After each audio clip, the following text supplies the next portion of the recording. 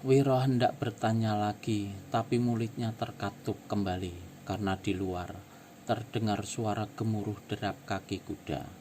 4 penunggang kuda lewat di muka kedai dengan cepat. Mereka bukanlah 4 brewok dari Goa Sanggreng. Dan ketika Wiro berpaling pada orang tua pemilik kedai, orang tua ini tarik nafas panjang dan berkata, Kalingundil dan anak-anak buahnya pasti akan segera terjadi bentrokan dengan Bergolawungu. Menurutmu, siapa yang bakal menang di antara mereka? Tanya Wiro. Orang tua itu angkat bahu. Aku tidak mengharapkan siapapun di antara mereka akan menang. Kalau dapat, biarlah Gusti Allah membuat mereka mampus semua. Kalingundil dan Bergolawungu tiada beda bagiku. Sama-sama jahat, sama-sama tidak bayar kalau makan apa-apa di sini. Wiro Sableng tertawa. Diteguknya teh manis dalam gelas kaca itu. Lalu dia berdiri. Meski hari ini aku tidak bayar harga pisang dan teh manis itu, tapi jangan samakan aku dengan Bergolawungu atau Kalingundil. Habis berkata demikian, Wiro segera bertinggalkan kedai.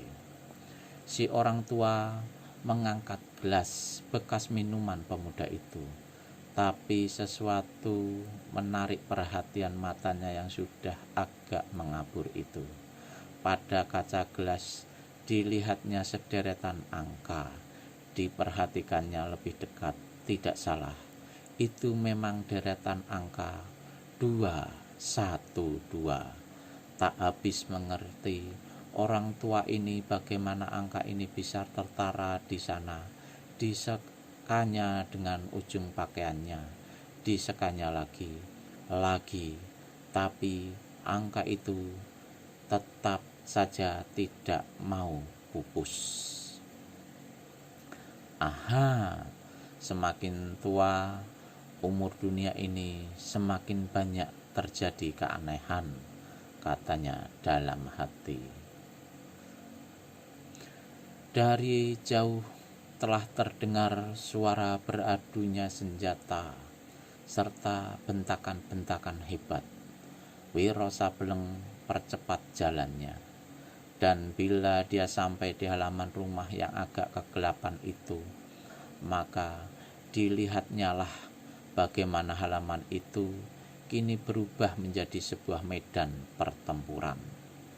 6 manusia sepasang demi sepasang tengah bertempur hebat dan cepat. Di tangga rumah besar dilihatnya berdiri Nilam Suri. Di bawah tangga dengan bersedekap tangan berdiri seorang laki-laki berbadan tinggi langsing. Wiro tak pernah melihat orang ini sebelumnya, tapi dia yakin betul bahwa manusia ini pastilah Kalingundil.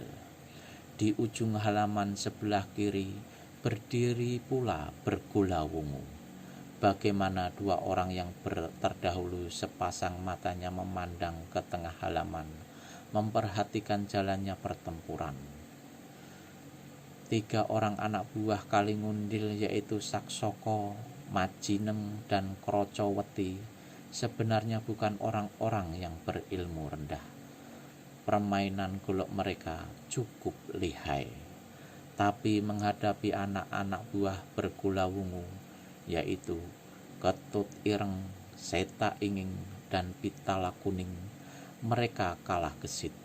Dalam 9 jurus, Krocoweti terpaksa pasrahkan nyawa, dilanda ruyung berduri Pitala Kuning. Krocoweti menggeletak di tanah dengan dada melesak.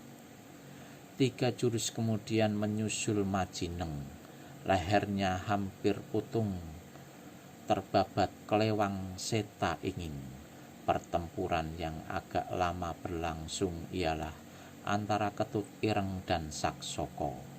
Kedua orang ini mempunyai tingkat kepandaian yang sama dan sama-sama bersenjatakan golok.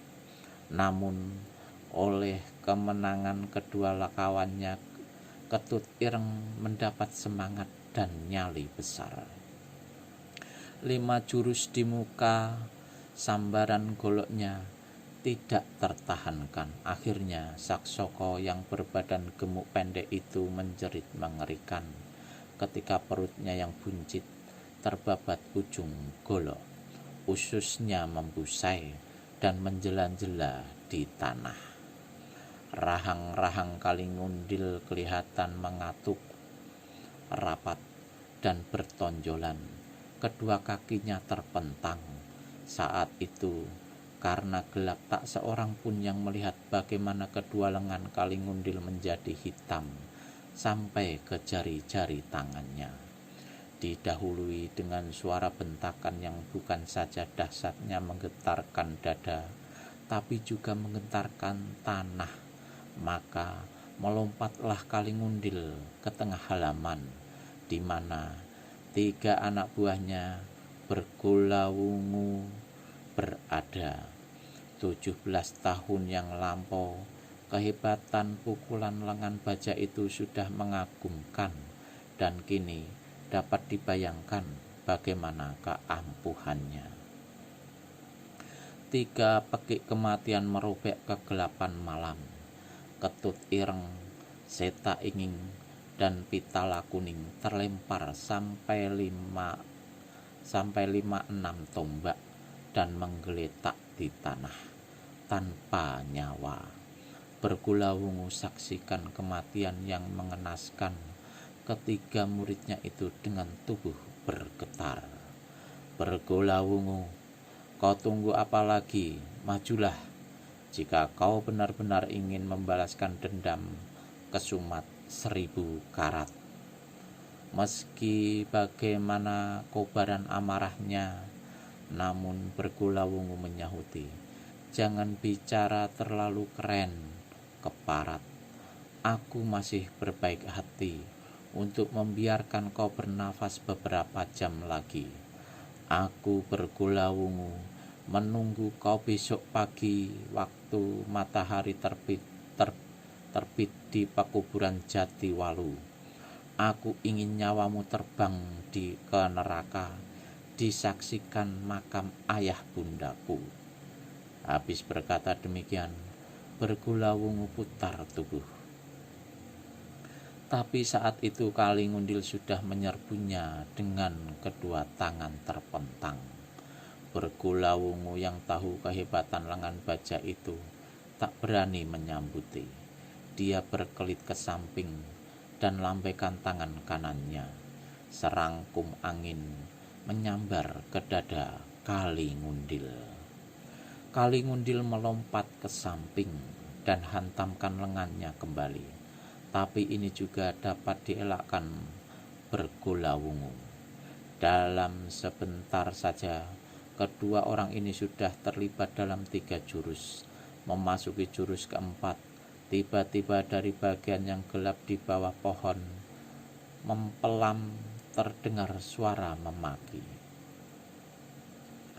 Kalingundil edan, orang sudah kasih kesempatan untuk bertempur besok pagi, masih saja beringas. Gelok betul. Kalingundil keluar dari kalangan pertempuran. Segera dia hantamkan lengannya ke jurusan datangnya suara. Jangan memaki saja, kunyuk. Keluarlah, unjukkan diri. Angin dahsyat melanda ke tempat gelap, menghantam pohon mempelam sampai pohon itu tumbang. Tapi orang yang memaki sudah kabur, dan ketika menoleh ke samping, Bergulawungu pun sudah lenyap. Akan halnya Nilam Suri, begitu mengenali suara yang memaki tadi, tanpa tunggu lebih lama, dia segera mengejar ke tempat gelap. Beberapa puluh meter kemudian, di pinggiran kampung dekat pematang sawah, orang yang dikejar tahu kalau dirinya dikuntit. Dengan pergunakan ilmu meringankan tubuh yang sudah sampai ke puncak yang sangat tinggi, dia melompat ke satu cabang pohon dan menunggu. Nyatanya, yang mengejar adalah si gadis baju biru itu. Segera dia lompat turun kembali. Kita berjumpa lagi, Nilam Suri. Dari mana kau tahu namaku? Gadis itu tanya dengan heran. Wiro Sableng tertawa dan menjawab, terlalu banyak manusia tempat bertanya, terlalu banyak mulut yang bisa kasih keterangan. Adapa kau mengejar aku? Ada apa kau ikut campur urusan ayahku? Balik menanya Nilam Suri. Wiro Sableng melangkah mendekati gadis itu. Matanya yang memandang tajam membuat hati si gadis menjadi berdebar. Wiro semakin mendekati juga. Nilam Suri menyurut mundur, namun badannya tertahan oleh batang pohon. Ayahmu Kali Ngundil, bukan? Desisnya. Gadis itu mengangguk. Wiro menyeringai. Dipegangnya bahu gadis itu. Nilam Suri hendak menyibakkan tangan itu, tapi tak jadi, karena saat itu Wiro membungkukkan kepalanya. Rasa panas menjalari darah di tubuhnya ketika bibir pemuda itu berani mengejuk bibirnya. Kemudian tangan yang lain dari si pemuda mengusap mukanya. Dia diam saja, juga masih diam ketika tangan itu meluncur turun ke bawah lehernya. Wiro, kau ini ceriwis sekali, bisiknya. Gadis itu setengah merintih. Pemuda itu menyeringai. Kenapa kau ikuti aku? Aku suka padamu, Wiro. Wiro tak banyak tanya lagi.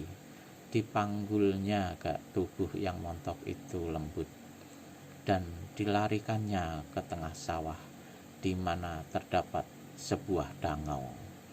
Angin malam terasa sangat dingin di udara yang terbuka itu, tapi tubuh mereka dilanda keringat panas dalam melakukan apa yang belum pernah mereka alami sebelumnya, dalam merasakan apa yang mereka tak pernah rasakan sebelumnya.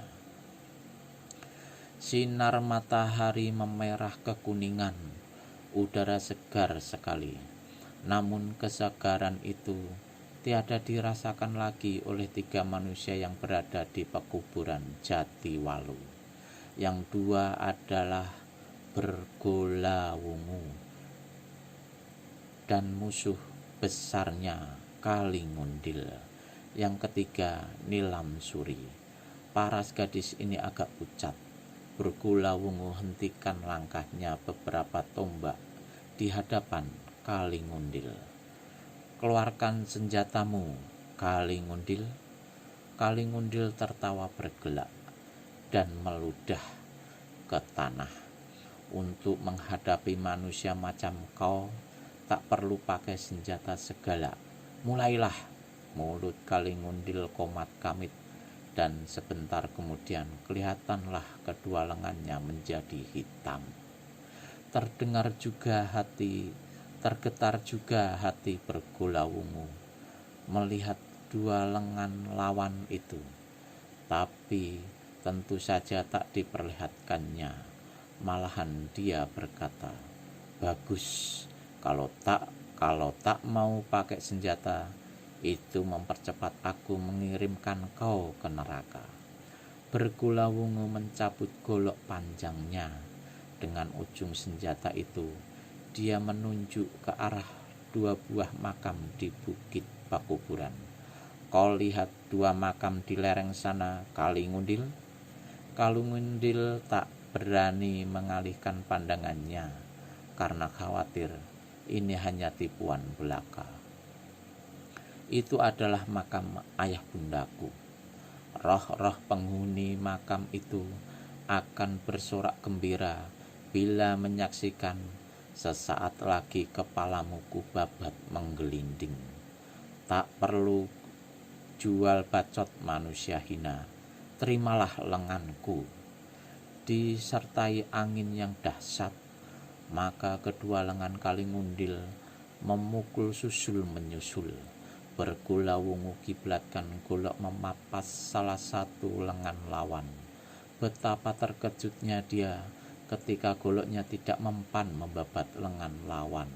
Malahan mata goloknya menjadi sumplung. Dengan segera Bergulawungu keluarkan jurus terhebat dari ilmu goloknya, yaitu jurus merobek langit. Sesaat saja terbungkuslah tubuh Kalingundil oleh sinar golok, dan satu jurus di muka Kalingundil terdesak hebat. Berkali-kali dia hantamkan lengannya ke arah lawan, namun Bergulawungu berkelit sangat cepat. Dengan penasaran, Kalingundil coba menyampoki senjata lawan dengan kedua lengannya. Tapi Bergulawungu tidak bodoh. Mana dia mau adu senjata dengan lengan yang kerasnya macam baja itu. Lekaslah minta tobat pada Tuhan atas kesalahan-kesalahanmu, Kalingundil. Sebentar lagi kepalamu akan menggelinding, ejek Bergulawungu. Geram Kalingundil bukan alang kepalang. Kita akan lihat siapa yang bakal meregang nyawa lebih dahulu, kunyuk brewok, balasnya mengejek. Kalingundil berseru keras, terima senjata rahasiaku ini, kunyuk. Ratusan jarum hitam kemudian menggebubu menyerang Bergulawungu. Tapi dengan satu kali putaran golok saja, senjata rahasia itu gugur semua ke tanah. Hebat, hebat, hebat, terdengar suara dari jurusan barat. Orang yang bicara itu jauhnya masih sekitar 100 tombak. Namun begitu suaranya berakhir serentak, itu pula dia sudah berada di tempat pertempuran itu. Dapat dibayangkan hebatnya ilmu dari orang itu. Hebat memang hebat, Bergulawungu, tapi mungkin kau tidak tahu bahwa manusia itu adalah bagianku. Baik Bergulawungu maupun Kalingundil sama-sama lompatkan diri dari kalangan pertempuran. Bagi Kalingundil ini adalah satu keuntungan, karena saat itu dirinya terdesak. Keduanya memandang pada orang yang berdiri di bawah pohon. Kalingundil kerutkan kening, sedang Bergulawungu katukan rahang rapat-rapat. Begitu kenal pendatang baru itu. Kalingundil, kau tak perlu pandang aku dengan kerut jidat segala. Di mana manusia bernama Mahesa Birawa? Orang muda bermulut besar. Kau siapa? Bentak Kalingundil. Ditanya malah menanya. Sialan betul, gerendeng Wiro Sableng. 17 tahun yang silam kau bersama Mahesa Birawa telah membunuh Ranaweleng, bapakku, juga membunuh ibuku dan Jarotkarsa. Apa kau punya otak masih sanggup mengingatnya? Kalingundil merutuk dalam hati. Apakah manusia ini juga hendak membalaskan dendam kesumatnya seperti Bergulawungu? Melihat kepada tenaga dalam yang menyertai suaranya tadi, Kalingundil sudah dapat mengukur kehebatan manusia ini. Hatinya mengeluh. Melayani Bergulawungu saja dia sudah kepepet, apalagi menghadapi dua lawan sekaligus. Apa maumu, orang muda? Apa mauku?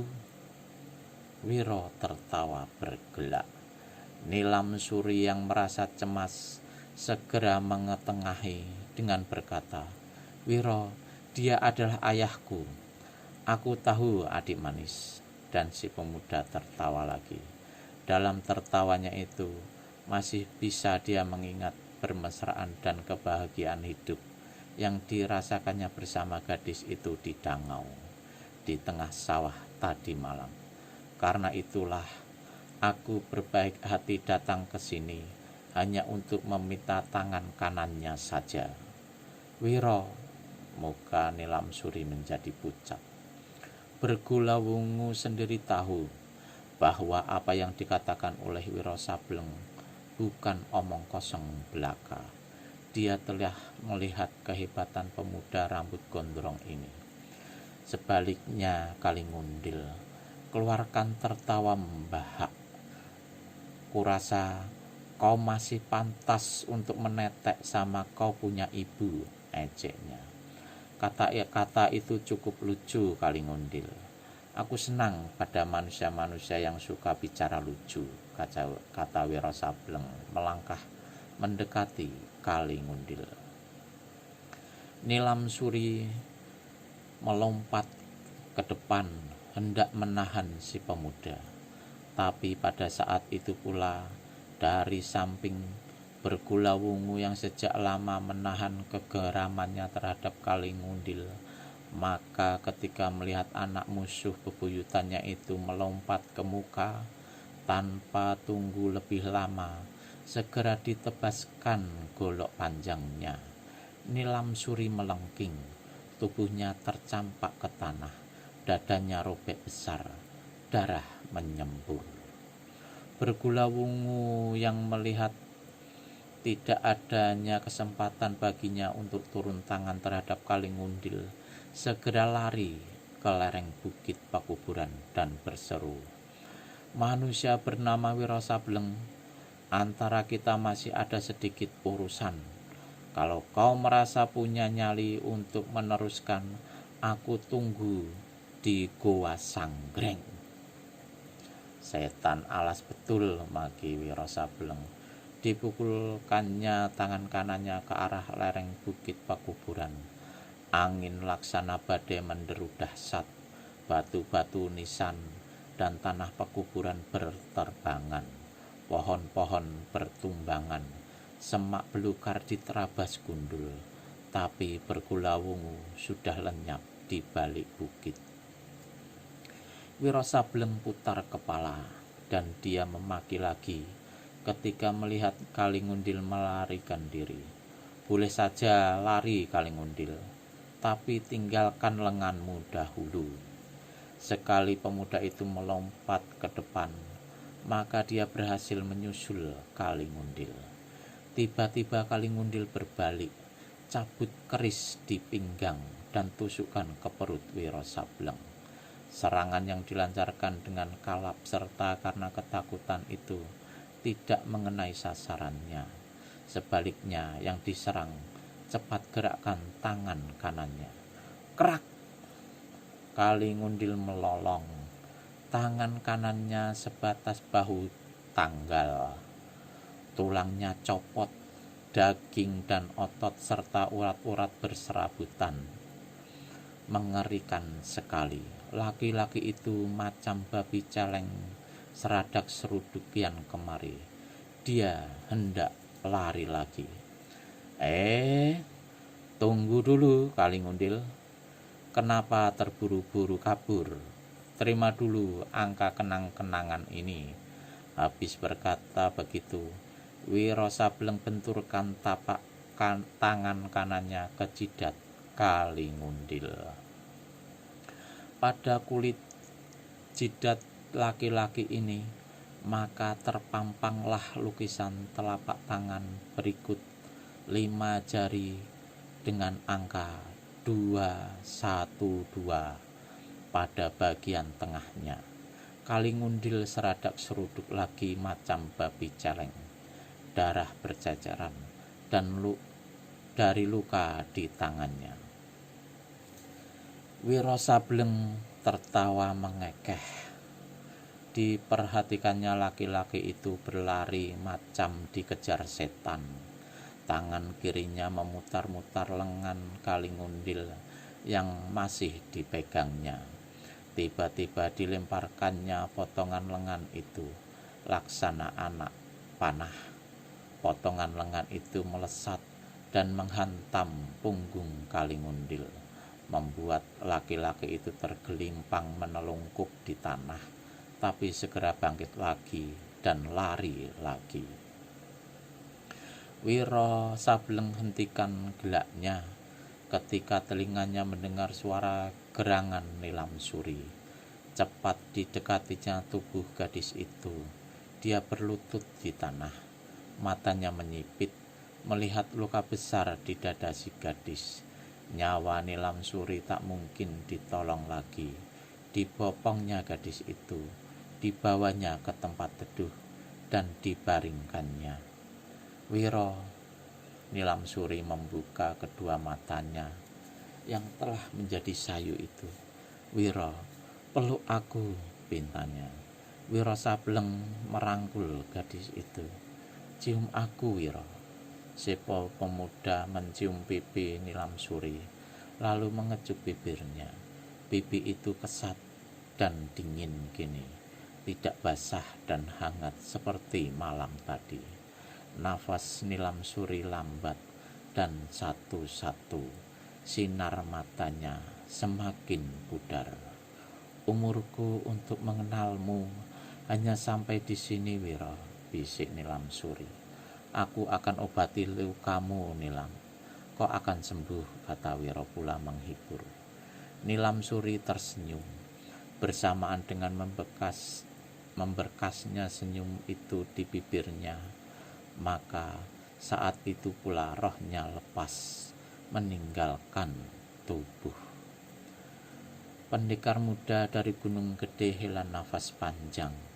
Hatinya beku menyaksikan kematian gadis itu. Semakin Nilam Suri masih dirangkulnya, masih dirabanya, tapi kini tubuh itu tiada akan memberikan apa-apa lagi kepadanya, bahkan kehangatan pun tidak, karena saat itu tubuh Nilam Suri berangsur menjadi dingin. Wiro menghela nafas panjang sekali. Disibakkannya bagian pakaian yang robek di dada gadis itu. Pada bagian kulit dada yang masih utuh, tepat di atas buah dada sebelah kiri si gadis, dengan pergunakan ujung telunjuk jari tangan kanannya, Wiro menggurat 3 barisan angka 212. Disandarkannya tubuh tanpa nyawa itu ke batang pohon dengan hati-hati. Lalu melangkahlah pendekar ini meninggalkan tempat itu, dan seperti tak pernah terjadi apa-apa, seperti tak satu pun yang barusan dialaminya. Dari sela bibir pemuda itu terdengarlah suara siulan. Siulan melakukan nyanyi tak menentu.